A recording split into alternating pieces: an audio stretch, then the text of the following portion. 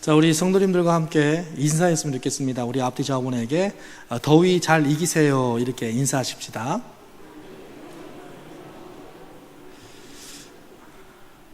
계속 비가 많이 와가지고 조금 습하기도 했지만 또 사실은 비가 왔어야 되는 거죠. 너무 비가 안 와가지고 우리 농군들의 마음이 굉장히 애탔을 텐데 비가 와서 너무 좋았습니다. 근데 또 오늘은 또 비가 멈춰서 또 좋은 일기다 싶었는데 또 더웠죠. 그래도 그 모든 것에 하나님의 섭리가 있고 하나님의 보호하심이 있는 줄 믿으시면서 하나님께서 우리에게 제공하시는 여러 가지 계절과 온도에 대해서 늘 감사로 잘 견디시고 이기시는 우리 성도님들 되기를 축원해 드립니다. 자, 오늘은요 십자가 복음을 가까이 해야 합니다라는 제목으로 우리 성도님들과 말씀을 나누겠습니다. 바울이요 유대인들의 반대와 방해가 많았습니다. 그럼에도 불구하고 바울은 늘 언제나 믿음의 끈기와 열정으로 사역한 훌륭한 지도자입니다. 하지만 언제나 하나님께서요 그런 바울의 복음 사역을 늘 지지해주고 응원해 주셨습니다. 바울이 승리할 수 있었던 이유가 여러 가지가 있는데 사실은 하나님의 협력하심과 돌보심 때문에 여러 가지 어려움들을 잘 이기면서 바울이 승리할 수가 있었던 것이죠. 그러면 우리가 말씀을 계속 보면서 바울을 도우시고 협력하신 그 하나님의 도우심은 구체적으로 무엇일까? 오늘은 그 부분을 좀 더듬어 보면서 말씀의 은혜를 나누고자 합니다. 저는 바울의 전도 여행을 보면서 이 부분을 손꼽고 싶습니다. 그게 뭐냐면 바로 동역자라는 것입니다. 여러분, 그 중에서 바울에게 참 많은 동역자가 됐던 사람 중에서 지금 사도행전 18장에 계속 나오고 있는 동역자 브리스길라와 아굴라가 등장하죠. 사람은 근본적으로 연약함을 다 가지고 있습니다.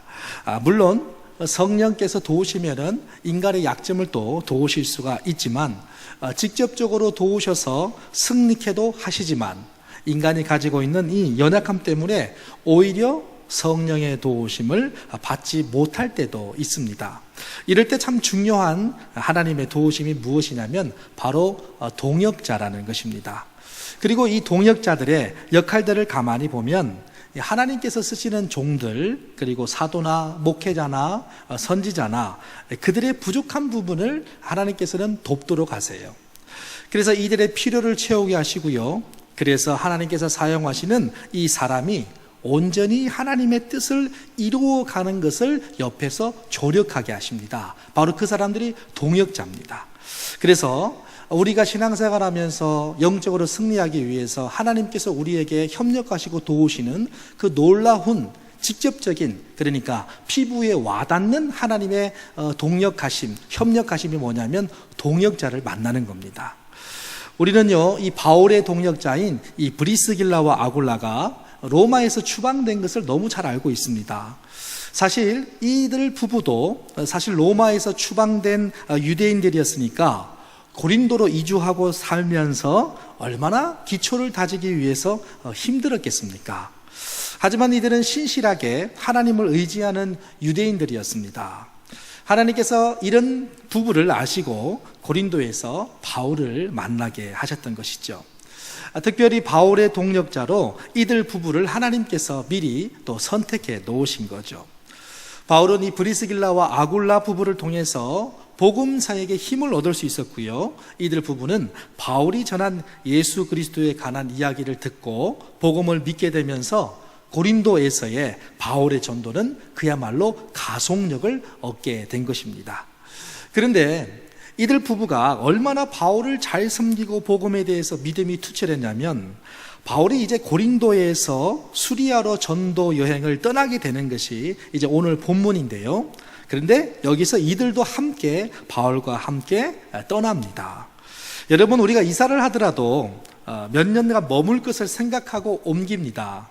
바울이 고린도에 머물면서 복음을 전한 기간이 한 1년 6개월에서 한 8개월 정도 됩니다. 그리고 고린도를 떠날 수리아로 가게 됐는데 이때 이들 부부도 함께 떠나게 되는 거죠.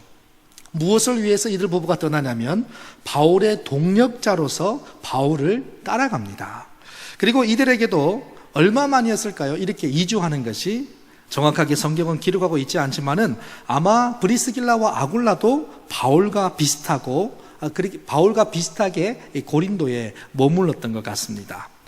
최소한 1년 한 8개월에서 아니면 한 2년 정도 브리스길라와 아굴라는 머물렀다고 생각할 수 있습니다. 왜냐하면 바울이 이제 그리스 아덴에서 고린도로 왔을 때 이미 브리스길라와 아굴라는 고린도에 먼저 있었거든요. 그리고 고린도에 온 지가 또 오래되지는 않았습니다. 왜냐하면 이들이 바울을 만날 때 오늘 사도행전 18장인데 18장 2절에 보시면은 이들도 이달리아로부터 새로 왔다고 기록하고 있기 때문에 그래요. 그래서 이들이 바울이 브리스길라와 아굴라를 만났던 이 고린도 지역에서 만나기 전에 이들도 이미 이제 이 지역에 온 것이 얼마 되지 않았던 것이죠. 이들도 바울처럼 얼마 되지 않았던 이 고린도에서 거주였지만 이들에게 얼마나 바울에 대한 동력의 마음이 많고 또 그 동력을 하나님께서 하라고 하신 지시라고 느꼈기 때문에 이들은 바울이 떠나는 전도 여행에 따라가게 되는 거죠. 아마 이들 부부는 바울을 만나 예수 그리스도에 담겨져 있는 하나님의 구속의 계획과 뜻을 발견하게 되면서 바울의 복음 사역을 적극적으로 도왔던 것 같습니다. 그리고 그런 시간들을 보내면서 자신들로 하여금 바울을 만나게 하신 하나님의 깊으신 뜻을 또 이들은 깨닫게 됩니다. 그리고 동력자로서 사명감까지 이제 갖게 되는 것이죠. 브리스길라와 아굴라가 이런 부부였기 때문에 얼마 되지 않은 고린도에서의 정착 생활을 뒤로하고 바울의 모험적이고도 안정적이지 않은 전도사에게 모든 짐을 꾸려서 바울을 따라 수리아로 함께 떠났던 것입니다. 사랑하는 성도 여러분, 동역자는 무엇인가? 동역자는 이런 것입니다. 하나님께서 성도님들과 만나게 하는 주의 종들이 있습니다. 목회자나 선교사나 또는 전도자나 여러분들이 신앙생활하는 교회에 보내주신 주의 종들이 있습니다. 성도들은 그 종들과 함께 많은 좋은 것들을 나눠야 합니다. 서로 교제하고요, 복음 사역을 중심으로 함께 힘을 모아야 합니다. 그러면서 이 속에 담긴 하나님의 뜻을 발견해 나가게 되는 것이죠. 브리스길라와 아굴라도 바울을 처음 만났을 때 그들이 무슨 바울에 대한 동력자로서 사명감을 깨달았겠습니까? 그렇지 않지요. 그러나 바울과 함께 복음을 알아가고 함께 하나님을 일을 하면서 주님께서 만나게 한 종과의 사이에서 자신들의 역할을 깨닫게 되는 거죠. 그러면서 하나님의 사역이 합력하여서 선을 이루어 가게 되는 것입니다. 여러분, 갈라디아서 6장 6절 말씀에 보니까 이런 가르침이 있어요. 가르침을 받는 자는 말씀을 가르치는 자와 모든 좋은 것을 함께하라. 아멘. 사도 바울은요, 갈라디아서의 말씀을 통해서 가르치는 자와 가르침을 받는 자의 관계가 어떠해야 함을 말씀하고 있습니다. 여기서 가르치는 자는 바울 자신을 말할 뿐만 아니라 갈라디아 교회의 교사들을 말합니다. 그리고 가르침을 받는 자들은 일반적으로 성도들을 말하지요. 교회 공동체 안에서 가르침을 받는 자는 말씀을 가르치는 자와 모든 좋은 것을 함께 하는 것이 성경의 말씀입니다. 그런데요, 이 말씀에 이어서 9절 말씀에 보면은 이런 말씀이 있어요. 우리가 선을 행하되 낙심하지 말지니 포기하지 아니하면 때가 이름에 거두리라. 그러므로 우리는 기에 있는 대로 모든 이에게 착한 일을 하되 더욱 믿음의 가정들에게 할지니라. 아멘. 여러분, 이런 말씀이 뒤이어서 나옵니다. 무슨 뜻이냐면 하나님께서는 말씀을 가르치는 목회자들 그리고 성도들과 함께 서로 만나게 하십니다. 그리고 그 안에서 하나님의 말씀을 가르치게 하시죠. 그리고 성도들은요, 그 가르침을 통해서 하나님을 알아가면서 복음사에게 힘쓰도록 하십니다. 이것이 바로 바울과 브리스길라와 아굴라라는 이 부부의 모습이었습니다. 목회자와 동력자의 만남을 의미하는 거죠. 여러분, 그런데 바울이 그렇게 모든 좋은 것을 함께 나누라고 하는 그 말 속에는요, 또 다른 말씀이 있습니다. 가르침을 받는 자들이 가르치는 자들과 모든 좋은 것을 함께 하라는 것은 가르침을 받는 자들이 좋은 것을 나눌 때 가르치는 자도 그 좋은 것에 함께 동참하여서 그 좋은 것에 대해서 격려하고 응원하고 함께 누리며 살라는 그런 합력의 의미가 그 속에 담겨 있지요. 그런데 그 말씀을 바울이 하고 나서요, 뒤이어서 9절에 보니까 선을 행하되 낙심치 말며 이런 말씀이 있어요. 모든 좋은 것을 목회자와 동력자들이 함께 나누는데 근데 좋은 것을 나눴는데 낙심할 일이 있겠습니까? 그런데요, 사역의 현장 속에서는 이런 낙심할 일들도 생기더라는 것을 말씀해 주고 있어요. 하지만 목회자는, 그리고 성도는 그런 낙심할 일이 생긴다 할지라도 그래도 말씀에 의지해서 서로 모든 좋은 것을 나누는 것이 그저 좋을 때만 나누라는 것이 아니라 선을 행하면서도 낙심할 만한 일들이 생길 정도로 말씀을 가르치는 목회자와 가르침을 받는 성도들 사이에, 또는 동력의 여러 가지 현장 속에 우리들이 무슨 일을 통해서든 낙심할 만한 일들이 도사리고 있다는 것을 바울은 또 말하고 있는 것이죠. 그러나 우리가 행하는 그것이 선이라고 한다면은 낙심치 말기를 바울은 권면하고 있는 것입니다. 왜 그런가요? 우리가 행한 그것이 진정 선이라고 한다면 때가 되어서 거두는 축복을 반드시 받게 될 것이라는 희망의 미래가 있기 때문에 바울은 뒤이어서 말하고 있는 거죠. 그러면서 바울은요, 이런 말을 이어서 합니다. 그러므로, 그러니까 이 그러므로는 무슨 얘기예요? 너희가 모든 동력자로서 가르치는 자와 가르침을 받는 자가 좋은 것을 함께 나누는 상황 속에서도 우리가 낙심할 만한 일들이 생길 때도 있더라는 거죠. 근데 낙심치 말 것은 우리가 선을 행했으면 낙심할 필요가 없다. 그런데 그것의 궁극적인 이유는 뭔가? 때가 되면 그것을 거두는 축복이 다가올 것이라는 거예요. 그러므로, 그러니까 이 그러므로는 때가 되어서 거두는 축복을 얻을 때가 올 것이기 때문에 우리는 기회 있는 대로 모든 이에게 착한 일을 하되 더욱 믿음의 가정들에게 하라고 바울은 권하고 있는 거죠. 가르치는 자와의 아름다운 교제와 동력을 말하고 나서 그 다음으로 믿음의 가정들에게 더욱 기회가 닿는 대로 착한 일을 하라고 바울은 권하고 있습니다. 가르치는 자와의 아름다운 교제와 동력뿐만 아니라 믿음의 가정들까지도 아름다운 교제는 물론이고요, 선한 동력이 이루어져야 함을 바울은 말하고 있어요. 그러니까요, 교회 안에서 하나님의 이름으로, 하나님의 말씀으로, 예수 그리스도의 이름으로 모인 공동체는 서로 기회가 되는 대로 착한 일을 하며 믿음의 거룩한 동력자임을 반드시 기억하시기를 주의 이름으로 축원해 드립니다.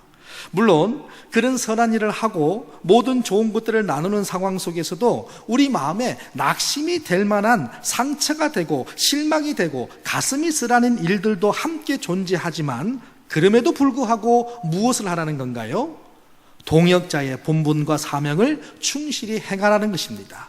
가르치는 자도 함께 동역하는 성도들과 모든 좋은 것을 어떤 상황 속에서도 함께 나누라는 바울의 가르침이 그 속에 있는 것이죠. 우리가요, 동역자의 본분과 사명을 충실히 행할 때요, 하나님의 복음은요, 확장되어져 간다는 것을 우리는 또 깨달을 수가 있어요.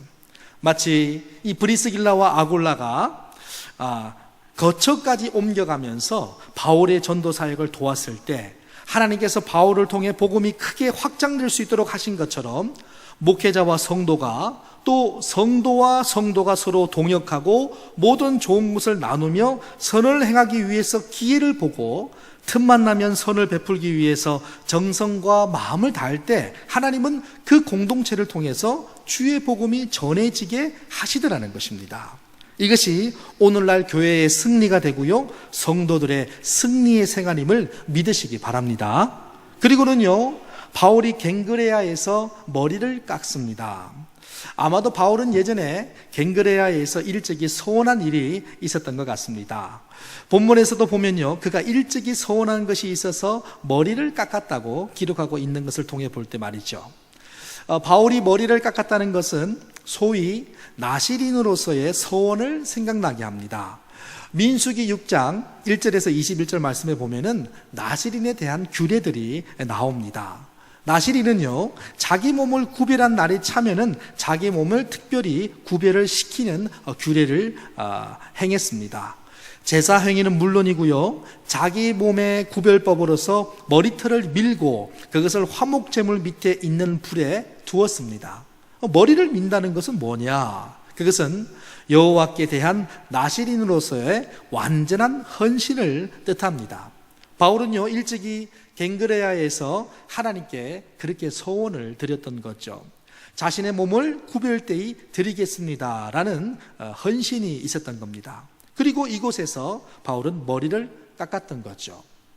이런 소원은 바울이 다음에 하게 될 자신의 연설을 뒷받침하는 기초와도 같은 것이었습니다. 근데 그것이 무엇이었냐면 자신은 충실한 유대인이라는 점을 부각시키기 위한 모습이었습니다. 이었고 바울은요, 나시린의 규례대로 민머리로 에베소에 있는 회당으로 들어가서 유대인들과 변론하기 시작하죠. 그리고 바울의 이러한 변론은 많은 사람들에게 좋은 호응을 얻게 됩니다. 왜냐하면 에베소 회당에 있었던 유대인들이 바울이 더 오래 있기를 청했다는 것을 볼 때 좋은 호응을 얻은 것은 분명합니다. 그렇지만 바울은요, 이러한 유대인들의 청을 허락하지 않고 작별하게 됩니다. 그러면서 자신의 설교를 잘 들어준 유대인들에게 납득할 만한 말로 그들의 마음을 진정시킵니다. 그것이 이제 21절 말씀이에요. 작별하여 이르되 만일 하나님의 뜻이면 너희에게 돌아오리라 하고, 바울은 지금 자신이 에베소를 떠나는 이유가 하나님의 뜻임을 말했던 것이죠. 그리고 하나님의 뜻이 있으면 다시 돌아오게 될 것이라는 것도 말하고 있는 것입니다. 그러니까 바울이 떠나는 것도 다시 만나는 것도 하나님의 뜻 속에 있음을 바울은 그 에베소 유대인들에게 말했던 겁니다. 그러면 지금 바울은 무엇에 순종하는 것인가요? 바로 하나님의 뜻에 순종하고 있다는 것을 표현하고 있는 거죠. 왜요? 그는 갱그레아에서 서원한 일로 지금 유대인으로서 나시린의 법을 따라 머리를 밀며 온전히 하나님께 헌신할 것을 다짐하며 말씀을 전하고 있는 거거든요. 그러니까 자신이 서원한 대로 하나님의 뜻에 따라 순종하며 살겠다고 고백했기 때문에 바울은 지금 하나님의 뜻을 표현하고 있는 것입니다. 예수님 또한 자신의 쓴 잔이 거두어지기를 원하셨지만 아버지의 뜻이라면 이 쓴 잔을 외면하지 않으시고 마심으로써 우리가 구원받게 되었음을 설교했을지도 바울이 모릅니다. 모든 것이 하나님의 뜻 안에 있음을 증거하면서 예수 그리스도의 십자가와 부활을 바울은 아마 에베소 회당에서 유대인들에게 증거하지 않았을까, 그런 추측도 가능한 거죠. 그래서 하나님의 뜻 안에서 움직이는 모든 것들을 설교하고 자신 또한 하나님의 뜻 안에서 에베소를 떠나게 됨을 표현하고 있는 겁니다. 에베소의 유대인들의 청대로 더 오래 머물 수도 있지만 하나님의 뜻이 그럴 수 없게 함을 말하면서 에베소의 유대인들의 마음과 생각을 이해시키고 있는 바울의 모습을 보면서 바울이 머리를 밀리게 된 그의 신앙적 다짐을 우리는 다시 한번 발견하게 되는 거죠. 사랑하는 성도 여러분, 그런 것입니다. 가장 중요한 것이 무엇인가? 그것은 우리의 뜻이 아니라 하나님의 뜻이 어디에 있느냐 하는 것입니다. 하나님의 뜻이 있는 곳에 우리의 의지가 담겨야 하는 것이죠. 우리의 온전한 헌신이 우리의 욕망과 세상에 대한 욕심과 자신에 대한 야망으로 이루어져서는 안 됩니다. 하나님의 뜻에 우리의 모든 정신과 마음과 육체가 다 쏟아져야 함을 우리는 머리를 깎고 나시린의 규례를 지키는 바울의 모습을 통해서 배울 수 있는 것이죠. 그러면서 바울은요, 갈라디아와 부르기아 땅을 차례로 다니면서 모든 제자들을 복음으로 굳건하게 세우는 사역들을 감당합니다. 바울이 이러한 일들을 한 것 보니까 바울을 향한 하나님의 뜻은 순회하면서 모든 제자들의 마음, 그 마음속에 있는 복음을 굳게 하는 것이었던 것 같습니다. 그래서 이 사역에 동역자 브리스길라와 아굴라가 있었던 것이죠. 우리 성도님들께서도 다른 것 무엇보다 하나님의 뜻을 위해 여러분의 삶을 온전히 들이시기를 주님의 이름으로 축원해 드립니다. 낙심할 만한 일이 생길 수도 있습니다. 상처받기도 하고요, 어려움이 엄습하여서 여러분의 마음을 몇 날 며칠이고 불쾌하게 만들 수도 있습니다. 그러나 교회 안에 있는 모든 지체들에게는 기회가 있는 대로 착한 일을 하시기 바랍니다. 우리 마음속에 오는 낙심과 상처로 인해서 착한 일을 하는 것을 멈추고 가르치는 자와 좋은 것을 나누는 것을 멈춘다면 우리는 말씀대로 순종하지 못하는 꼴이 되고 마는 것이죠. 그렇게 살아가다 보면요, 때가 이르러서 우리가 참으로 순종하고 말씀 안에 살아갈 때 기쁨으로 놀라운 은혜를 거두는 은혜가 넘칠 줄 믿습니다. 여러분, 바울에게 브리스길라와 아굴라가 있었던 것처럼 우리 태평교회 모든 성도님들은 이 교회에 보내주신 주의 종들과 참으로 귀한 동력자들이 되어주시기를 주님의 이름으로 부탁을 드립니다. 오늘 본문은요, 또 다른 부분에 대한 내용들이 나오는 것 같습니다. 하지만 그 다음의 본문도 동역자라는 의미에서는 동일한 내용을 담고 있습니다. 그게 이제 24절에 나오는 아볼로에 대한 내용입니다. 아볼로라고 하는 유대인이 에베소에 이른 것 보니까 이 아볼로는 다른 지역에서 에베소로 온 것 같습니다. 그런데 이 아볼로라는 사람에 대해서 기록하기를 그는 언변이 좋고 성경에 능통한 자라고 소개하고 있어요. 특별히 이 아볼로는요, 신실한 유대인이었습니다. 25절에서 그에 대해서 소개하기를 그가 일찍이 주의 도를 배워 열심히 예수에 관한 것을 자세히 말하며 가르쳤다고 기록하고 있어요. 그러니까요, 이 아볼로라는 사람은 그야말로 참 괜찮은 사람이었던 것 같습니다. 그리고 이 아볼로가 있는 자리에는 분위기도 좋았을 것 같아요. 왜요? 아볼로는 언변도 좋고요, 성경도 많이 알았잖아요. 그런데 괜찮은 사람 정도가 아니라요, 아볼로는요, 초대 사도 시대 때 대단한 사람이었고 중요한 인물이었습니다. 여러분, 고린도 교회에서 파당이 생긴 일을 여러분들은 잘 아실 겁니다. 그래서 그 파당의 이름이 혹시 기억나시는지 모르겠는데요, 고린도 교회의 파당의 이름들에 보면은요, 이름이 이렇습니다. 바울파, 아볼로파, 게바파, 그리스도파, 이 네 가지 파로 고린도 교회에 파당이 생겼죠. 여기서 말하는 게바는 베드로를 말합니다. 그러니까요, 최소한 고린도에서는 아볼로의 위상이 바울이나 베드로와 같은 급일 정도로 그렇게 아볼로라는 사람이 대단한 사람이었습니다. 여러분, 그렇다고 해서 실제로 파당이 있긴 했지만 아볼로와 바울이요, 서로 경쟁하고 논쟁하고 그러지는 않았습니다. 고린도전서 16장 12절 말씀에 보니까 바울이 아볼로를 권합니다. 근데 그 권하는 내용이 뭐냐면, 고린도 교회에서 가보라고 했지만 가보라고 이제 바울이 아볼로에게 권하죠. 근데 아볼로는 지금 갈 뜻이 없어 가지 않고 나중에 가게 될 것이라고 바울에게 말을 합니다. 근데 이것은요, 바울의 말을 듣지 않는 아볼로를 표현하는 것이 아니라 고린도 교회에 가보라고 바울이 아볼로에게 얘기하는 것, 아볼로에게도 지금은 갈 뜻이 없고 나중에 한번 가보겠다고 말하는 이 아볼로와의 대화를 통해서 바울과 아볼로는요, 서로 경쟁하는 관계라기보다는 동력을 위해서 사역적인 이야기를 나누는 관계였다는 것을 우리는 알 수가 있어요. 초대교회 상황 속에 적어도 고린도 교회에서 아볼로파가 나올 정도면 아볼로는 대단한 사람이었다는 것을 말하고 있는 것입니다. 여러분, 이렇게 아볼로가요, 교회의 중요한 인물이 된 때에는 특별한 계기가 있었습니다. 근데 그것이 중요해요. 오늘 제가 지금 말씀드리고 싶은 것이 바로 그 부분입니다. 그것은요, 브리스길라와 아굴라를 이가 만나면서 복음에 대해서 올바로 배운 사건 때문이었습니다. 아볼로가 복음을 듣기 전에는 이미 성경과 세상 학문에 대해서 그는 어느 정도 박식했습니다. 이 점은 바울과 굉장히 유사한 부분이에요. 그래서 성경은요, 아볼로를 언변이 좋고 성경에 능통한 자라고 기록하고 있습니다. 그런데요, 이런 아볼로가 브리스길라와 아굴라에게 복음을 듣기 전에는 누군가로부터 예수님에 대해서 배우기는 했지만 아직은 세례 요한의 세례만 알고 있었습니다. 그러니까요, 이 말은요, 아볼로는 세례 요한이 전해준 예수님만 알고 있었던 것이지요. 예수님이 세상을 구원하실 분이기는 하지만 십자가와 부활로 구원해 주실 것이라는 것까지는 알지 못했던 것 같습니다. 그래서 아볼로는 세례 요한이 가르쳐준 대로 회개하고 예수님을 믿어야 한다고 가르칩니다. 아마도 예수님의 지상 사역에 대해서도 어느 정도 알고 있었던 것 같아요.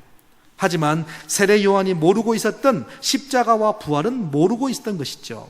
그래서 아볼로가 회당에서 담대히 말하는 것을 들은 이 브리스길라와 아굴라가 아볼로의 이 전함을 다 듣고 나서 아볼로를 부릅니다. 그리고 불러다가 아볼로에게 하나님의 도를 더 정확하게 풀어줍니다.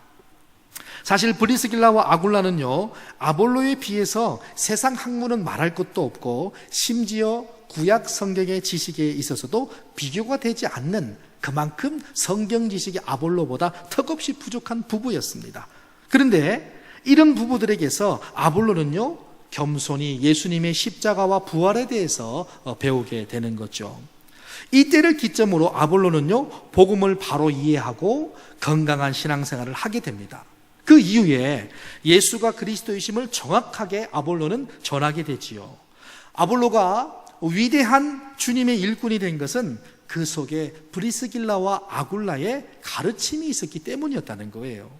사실요, 아볼로처럼 성경을 많이 알고 학문이 많은 사람은 이 부부에게서 어느 정도 배운 후에는 이 부부보다 복음에 대해서 더 많이 알게 되었을 것입니다.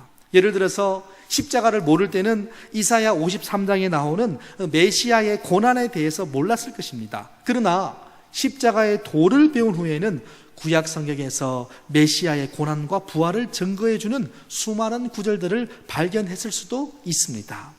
아볼로가요, 이 브리스길라와 아굴라에게서 십자가의 도를 전혀 듣지 않았다면 아볼로는 어떻게 되었을까요?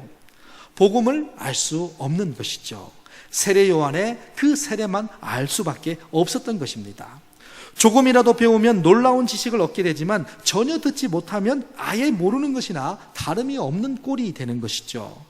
아볼로가 능력 있는 말씀의 종이 된 것은 바로 브리스길라와 아굴라를 통해서 복음을 깨달았기 때문입니다.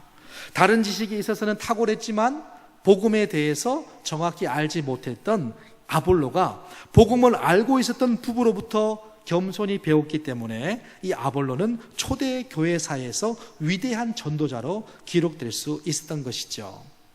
그렇다면 아볼로가 알았던 요한의 세례는 무엇을 뜻할까요? 누가복음 3장 7절에서 17절 말씀에 보면은 자기에게 세례 받으러 오는 무리들을 향해서 이 세례 요한이 독사의 자식들아, 누가 너희를 가르쳐 장차 올 진노를 피하라 하더냐, 이렇게 세례 요한이 말하면서요, 크게 책망하는 장면이 나옵니다. 사실 요한이 이렇게 책망한 이유는 자신에게 찾아온 무리들이 교만과 외식으로 이스라엘 백성들에게 군림하고 있는 이 바리새인들과 사두개인들에 대해서 말하는 내용이에요. 마태복음 3장 6절에서 7절 말씀에 기록하고 있는데요, 그러면서 요한이요, 이들에게요, 회개에 합당한 열매를 맺으라, 이렇게 말을 합니다. 이 말은 지금 세례 요한에게 세례 받으러 온 이들은 세례 의식이 곧 그들을 구원해 줄 수단이라고 여겼던 것입니다. 말씀드리자면 율법을 다 지켜 행하면 천국에 갈 수 있다고 여겼던 것이죠. 그래서 이들에게는요, 진정한 회개인 마음도 없고 그저 성례만 치르면 구원받을 자격이 주어진다고 믿었던 것입니다. 하지만 세례 요한은요, 천국은 오직 회개에 합당한 열매를 맺는 사람만이 유업으로 받게 됨을 이들에게 선포했던 거죠. 요한에게 온 이 바리새인들과 사두개인들은 자기들이 아브라함의 자손임을 큰 자랑으로 여겼습니다. 그들은 모세를 통해서 준 율법을 천국의 보증서인 줄로 믿고 있었습니다. 그래서 율법의 행위로 의를 추구하는 생활을 해왔던 것이죠. 그래서 지금 세례 요한에게 세례를 받으러 온 것은요, 그저 성례를 통해서 그들이 한번 구원받아 보겠다는 아주 건강하지 못한 믿음에서 비롯된 것이었던 거죠. 세례 요한이 요단강에서 회개의 세례를 베풀 때는 이스라엘이 메시아를 애타게 기다리고 바라던 시기였습니다. 많은 사람들이 혹시 요한이 메시아가 아닌가 기대하면서 심중으로 의논하기도 했었습니다. 하지만 요한의 세례는 물세례였습니다. 이것은 죄로 인해서 더럽혀진 사람을 정결케 하는 율법적인 의식에서 비롯된 것이었어요. 요한의 이런 회개를 위한 세례의식은 메시아를 맞이하는 일로서 사람의 죄를 뉘우치게 만들고 죄를 멀리하도록 하는 정결의식 수준이었습니다. 하지만 요한이 뒤이어서 그가 이런 말을 하죠. 나는 주의 길을 예비하는 자요 그의 첩경을 평탄케 하기 위해 왔다고 말해요. 그건 무슨 말이냐면 자신이 베푸는 세례가 근본적으로 구원에 이르게 할 수 없다는 것을 말하는 거예요. 그래서 요한은 이런 말을 하죠. 나는 너희에게 물로 세례를 베푸르거니와 그는 너희에게 성령으로 세례를 베푸시리라. 아멘. 그게 이제 마가복음 1장 8절에 기록된 요한의 말이에요. 그런데 성령과 불로 우리에게 세례를 베푸시는 분은 누구십니까? 그건 예수님이시거든요. 그래서 예수님께서 세례 요한에게 세례를 받으러 오셨을 때 요한이 막 예수님을 말리잖아요. 그러면서 요한이 예수님을 말리면서 하는 말이 내가 당신에게 세례를 받아야 할 터인데 당신이 오히려 내게 오십니까? 이렇게 예수님을 말립니다. 그런데 그 뒤이어서 예수님께서 하시는 말씀이 요한에게 이제 허락하노라. 우리가 이와 같이 하여 모든 의를 이루는 것이 합당하니라 하시니 이에 요한이 허락하는지라. 그런 말씀이 나옵니다. 그리고 나서 예수님께서 요한에게 세례를 받으시고요, 물에서 올라오셨을 때 하늘이 열리고 하나님의 성령이 비둘기같이 예수님께 임하시는 것을 보게 됐죠. 왜 죄 없으신 예수님께서 세례를 받으셨던 것일까요? 이유는 예수님의 말씀 속에 있습니다. 예수님께서 자신을 자기 백성과 동일시하셨던 것입니다. 이스라엘 백성들이 회개하고 세례를 받고 있을 때 죄 없는 예수님이 이 땅에 오셔서 자기를 낮추시고 자기 백성과 동일시하셔서 자기 백성이 받는 세례의 자리에 예수님이 서신 것입니다. 죄가 없으시기 때문에 죄를 회개하는 정결의식이 필요 없는 분이시지만 온전한 신이시면서도 온전한 인간으로 오신 예수님이시기에 유대인의 정결의식을 존중하시면서 자기 백성이 받아야 하는 죽음, 즉 세례 때 물에 잠기셨고요, 자기 백성들이 새 생명을 얻는 생명, 그러니까 다시 물에 잠겼다가 물에서 올라오시는 이 세례의 모습, 세례의 예식을 통해서 자기 백성과 같은 자리에 예수님이 서셨던 것입니다. 화란의 개혁주의 주석가인 판 레이 우원이 이런 말을 했어요. 우리는 여기서 예수님의 메시아 의식의 행동과 메시아 의식의 결과를 인정해야 된다. 즉 자기 자신을 위해서가 아니라 곧 자기 자신이 제사함을 얻게 하는 세례가 필요했기 때문도 아니라 자신을 자기 백성과 하나로 여기고 그들의 심판과 죽음에 들어가면서 이 세례를 받는다. 동시에 이를 통해서 세례 요한의 선지자적 부름을 인정하면서 또한 오실 자에 대한 그의 증거를 인정하는 것이다. 이렇게 판레이 우원이 말을 했다고 해요. 예수님의 겸손하심이 곧 예수님께서 세례 요한에게 말씀하신 것처럼 모든 의를 이루는 합당한 행동이셨던 것이죠. 그래서 우리는요, 물 세례와 성령 세례를 다 중요하게 생각합니다. 성령 세례를 받음이 중요하다고 물 세례를 경히 여기지 않습니다. 이 성령 세례는요, 오순절날 실질적으로 임하지요. 이 마가의 다락방이 실질적인 교회의 창립을 말해요. 교회의 모임 속에 임하신 성령의 세례로 120명의 문도들은 성령 체험의 정보로 불의 혀처럼 갈라지는 것들을 다 체험합니다. 그래서 이들이 성령 충만함을 받고 나서 성령이 말하게 하심을 따라서 다른 언어들로 말하기를 시작하지요. 이것은 우리는 방언이라고 말하고요, 사도행전 2장에 나오는 교회와 성령의 역사를 말하는 거예요. 그래서 한동안 한국 교회가 방언 받는 것에 대해서 굉장히 집중했었던 때가 있었잖아요. 그래서 이 방언 받는 것에 너무 집중하다 보니까 방언이 성령의 세례를 받는 거니까 방언 받지 못하면 구원받지 못한다는 말까지도 한국 교회 속에 굉장히 붐처럼 일었던 때가 있었습니다. 여러분, 그런데 방언 받지 못한 것이 구원받지 못한다고 여긴다면 방언 받으려고 무척이나 애를 쓰겠죠. 그렇다고 한다면 세례 요한의 물세례를 받으려고 찾아간 바리새인 사두개인들과 다를 바가 없을 것입니다. 방언받아야 구원받는다. 그러니까 방언받아야 돼. 막 그렇게 한다면은 지금 세례요한에게 가서 우리가 죄를 씻고 제사함 받고 싶어서 세례요한에게 가서 세례 받고 싶다. 그 세례 받으면 내 구원 받는다. 이거하고 뭐 다를 게 뭐가 있겠어요? 성령의 역사가 방언뿐입니까? 오늘 본문의 아볼로는요, 이런 세례요한의 세례만 알았던 것입니다. 예수님의 십자가와 부활을 믿는 구원에 이르는 믿음은 아볼로는 아직 몰랐던 것이죠. 그래서 아볼로는 물 세례를 통해서 죄를 씻을 수 있다고 믿었습니다. 하지만 우리를 구원에 이르게 하는 믿음은요, 물 세례가 아니라 예수님의 십자가와 고난 당하심, 그리고 십자가에서 죽으심과 부활하심을 믿을 때 구원을 얻을 수 있는 것이죠. 우리를 구원으로 인도하는 것은 물 세례가 아니라 예수님이 그리스도이심을 믿는 것입니다. 이것을 믿으시는 저와 여러 성도님들 모두가 되시기를 주의 이름으로 축원해 드립니다. 그래서 오늘 본문 마지막 절인 28절 말씀에서 브리스길라와 아굴라의 이 구원에 이르는 믿음은 예수가 그리스도이심을 배움받은 아볼로가요, 예수가 그리스도 되심을 그 이유로 힘있게 공중들에게 증언하게 되면서 유대인의 잘못된 전통주의와 율법의식을 이겨내게 된 것이죠. 이 일에 누가 있었나요? 바로 브리스길라와 아굴라가 있었다는 거예요. 그리고 이들에게는 무엇이 있었나요? 바로 십자가 복음이 있었다는 것입니다. 사랑하는 성도 여러분, 말씀을 정리할게요. 우리에게 중요한 것은 무엇인가요? 복음의 핵심은 무엇인가요? 그리고 이 복음의 핵심이 올바르게 선포되도록 우리는 동력자의 사명을 잘 감당하십니까?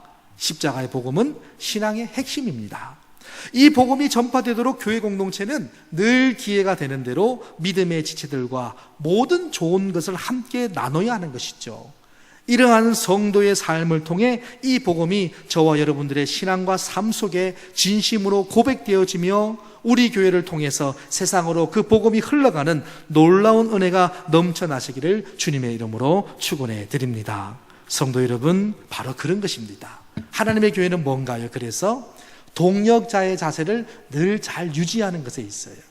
우리가 하나님의 교회로 만들어졌는데요, 하나님께서 가르치는 자들과 성도들과 함께 좋은 것을 계속 나누고 그 속에서 하나님의 말씀을 배워가면서 우리가 아볼로처럼 더 담대하게 복음을 전했던 것처럼 그런 삶을 영위하고 그런 교회 속에서 우리가 하나님 안에서 살아갈 때 이 교회를 통해서 복음이 확장될 것인데, 가르치는 자와 가르침을 받는 자가 좋은 것을 나누지 않는다, 또 성도와 성도가 기회가 되는 대로 사랑을 나누고 선을 나누지 않는다, 그저 나만 신앙생활을 한다, 그러면 복음이 확장됩니까? 아볼로에게 브리스길라와 아굴라가 있었기 때문에, 그리고 바울에게도 브리스길라와 아굴라와 같은 동력자가 있었기 때문에 하나님의 복음은 확장될 수 있었던 거예요. 그러니까요, 성경의 말씀대로 복음을 가르치는 자와 가르침을 받는 자는 항상 좋은 것을 나누는 것은요, 그저 도덕적으로 윤리적으로 서로 잘 지내보고 서로 친근하게 지내보라는 목회적인 활동의 겉면이 아닙니다. 그것은요, 하나님의 명령이에요. 그럴 때 하나님이요, 복음을 확장시켜 간다는 거예요.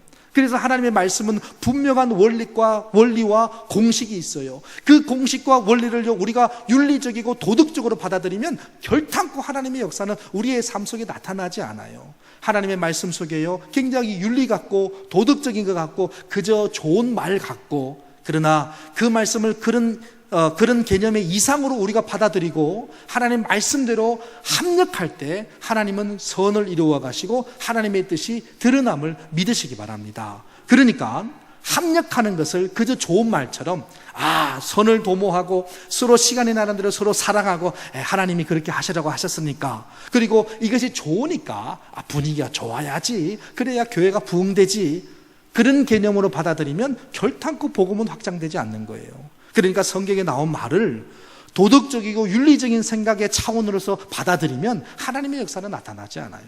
하나님의 말씀은 우리의 왕 되신 그분의 명령임을 믿으시기 바랍니다. 그리고 우리가 사명을 걸고 순종해야 될 부분임을 여러분들이 확실하게 인지하시기를 바라요. 그리할 때요, 하나님의 놀라운 전도가 확장되고 복음이 확장되며 하나님의 뜻이 우리들을 하여금 나타나는 거예요. 여러분, 우리들은 신앙생활하면서 많은 그런 고민들을 하지 않습니까? 하나님이 나에게 원하시는 뜻이 무엇일까? 하나님은 내게 무엇하라고 내 인생을 창조하신 것인가? 그런데 성경에 보니까 인간에게요, 앞날을 아는 일을, 앞날을 아는 예언의 능력을 우리에게 주지 않았다고 성경은 기록하고 있어요. 그러면 우리가 살아가는 날 동안에 하나님이 근원적으로 내 인생 속에 나를 통해서 하시기 원하는 그 근원적인 일이 있고요.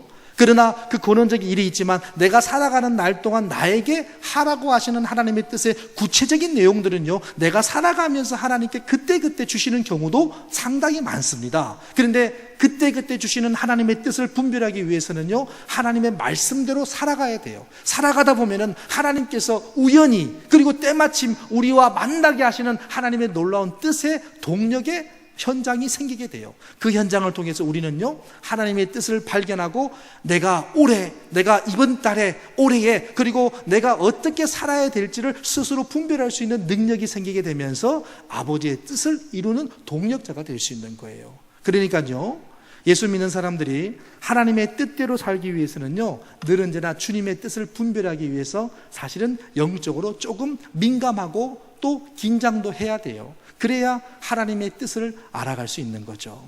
사랑하는 성도 여러분, 하나님의 뜻이 무엇인지 늘 그 시시각각으로 민감하게 반응하고 하나님께서 원하시는 것이 무엇인지 늘 따져보고 생각하고 하나님께 여쭙는 생활이 저와 여러분의 삶 속에 생활과 거룩한 습관이 되어서 아버지의 뜻을 이루어드리는 우리 태평교회가 되기를 주님의 이름으로 축원해 드립니다.